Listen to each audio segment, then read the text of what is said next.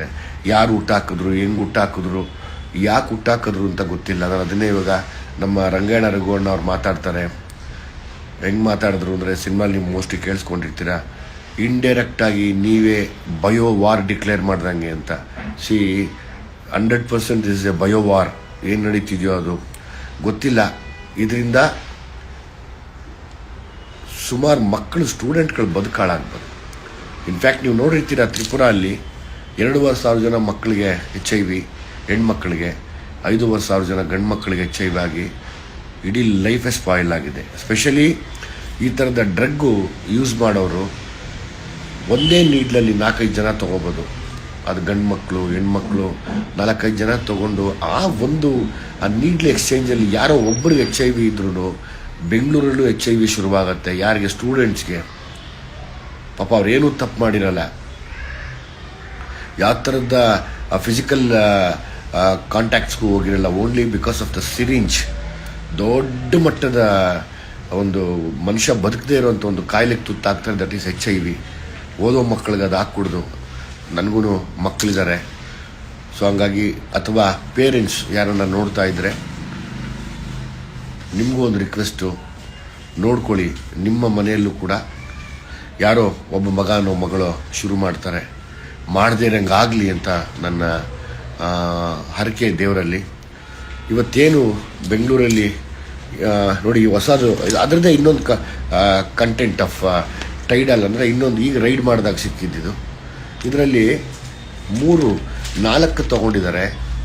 ಇನ್ನು 1, 2, 3, 4, 5, 6 ಮಾತ್ರ ಬಿಟ್ಟು ಓಡೋದ್ರು. ಆ ಓಡೋಗಿದ್ದು ನಿಮಗೆ ಬರುತ್ತೆ, ಇನ್ನೇನು ಸುದ್ದಿ ಮಾಧ್ಯಮದಲ್ಲಿ ಬರುತ್ತೆ. ಓಡೋಗ್ಬಿಟ್ರು. ನೋಡಿ, ಇದೆಲ್ಲ ಬೇಜಾರೇನು ಅಂದರೆ ನನಗೆ, ಇದೇನೇನ ಬೇರೆ ಬೇರೆ ಬೇರೆ ಡಿಸ್ಟಿಕ್ಕಿಗೆ ಹಬ್ಬಿತು ಅಂದರೆ, ಬೇರೆ ಡಿಸ್ಟಿಕ್ಕಲ್ಲಿ ಕೆಲವು ಡಿಸ್ಟಿಕ್ಕಲ್ಲಿ ಬಂದಿದೆ, ಅದು ನಾವು ಹುಷಾರಾಗದೆ ಹೋದರೆ, ಇವತ್ತಿಂದ ನಾವು ಅದಕ್ಕೆ ಹೋರಾಡದೆ ಹೋದರೆ ನಿಜವಾಗ್ಲೂ ಎಷ್ಟೋ ಮಕ್ಕಳು ಬದುಕಾಳಾಗೋಗುತ್ತಾರೆ. ಬದುಕಿ ಬಾಳ್ಬೇಕಾಗಿರೋ ಎಲ್ಲ ಯುವಕ ಯುವತಿಯರ ಜೀವನ ಹಾಳಾಗತ್ತೆ. ನಾನು ನೋಡಿದ್ದೀನಿ ಸುಮಾರು ಜನ ಹೆಣ್ಮಕ್ಳು, ಕ್ಷಮೆ ಇರಲಿ ದಯಮಾಡಿ ಕ್ಷಮಿಸಿ, ಸುಮಾರು ಜನ ಹೆಣ್ಮಕ್ಳು ಗಾಂಜಾ ಸೇದೋದು ಕೂಡ ಗೊತ್ತು. ಸುಮಾರು ಜನ ಗಂಡ್ಮಕ್ಳು ಅವರು ಜಾಸ್ತಿ ರೇಂಜಲ್ಲಿ, ಹೆಣ್ಮಕ್ಳಿಗಿಂತ ಜಾಸ್ತಿ ರೇಂಜಲ್ಲಿ ಇವತ್ತು ಗಾಂಜಾ ಸೇರ್ತಾ ಇದ್ದಾರೆ. ಎಷ್ಟೋ ಜನ ಪೇರೆಂಟ್ಸ್ಗಳಿಗೆ ಗೊತ್ತಿಲ್ಲ ಇದು. ಆಯಿತು, ಈಗ ಗಾಂಜಾ ಹಳೇ ವಿಷಯನೇ ಆಗಿರ್ಬೋದು, ಒಪ್ಕೋತೀನಿ. ಅದ್ರದ್ದು ಇನ್ನೊಂದು ವರ್ಷನೇ ಈ ಟೈಡಲ್. ಇದರ ಬಗ್ಗೆ ನೀವೆಲ್ಲ ಹೋರಾಡಿ ನಿಲ್ಲಬೇಕಂದ್ರೆ ಅಕ್ಕಪಕ್ಕದಲ್ಲಿರುವಂಥ ಸ್ಟೂಡೆಂಟ್ಗಳು ಸಿನಿಮಾ ನೋಡಿ ಪೇರೆಂಟ್ಸ್ಗಳಿಗೆ ತೋರಿಸಿ ಏನೇನು ನಡೀತಿದೆ, ಎಲ್ಲೆಲ್ಲಿ ಹಬ್ತಾ ಇದೆ ಅಂತ.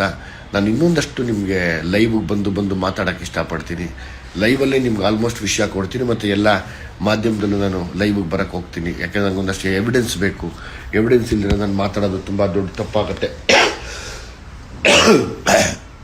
ಹೀಗಿರುವಾಗ ನಿಮಗೆಲ್ಲ ಒಂದೇ ಕೇಳ್ಕೊಳ್ಳೋದು, ಮೊನ್ನೆಯಿಂದ ಎಲ್ಲ ಕಡೆ ಭರ್ಜರಿ ಪ್ರದರ್ಶನ, ಎಲ್ಲ ಕಡೆ ಹೌಸ್ಫುಲ್ಸು, ಅದೆಲ್ಲ ಆಗಿದ್ದು ನಿಮ್ಮಿಂದ, ನಿಮ್ಮೆಲ್ಲರ ಸಹಾಯದಿಂದ, ನಿಮ್ಮೆಲ್ಲರ ಆಶೀರ್ವಾದದಿಂದ ಇವತ್ತು ಭೀಮಾ ದೊಡ್ಡ ಮಟ್ಟಕ್ಕೆ ಬೆಳೆದು ನಿಂತಿದ್ದಾನೆ.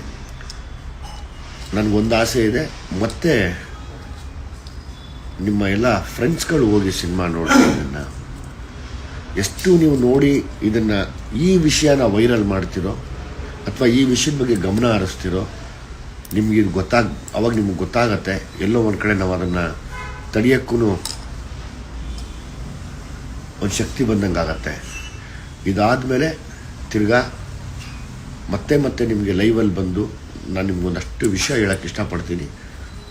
ಅದಷ್ಟು ಜಲ್ದಿ ಬರ್ತೀನಿ. ಮಾತಾಡಿ. ಒಂದು ಧಾರವಾಡದಲ್ಲಿ ಟಿಕೆಟ್ ಸಿಗ್ತಿಲ್ಲ. ಧಾರವಾಡದಲ್ಲಿ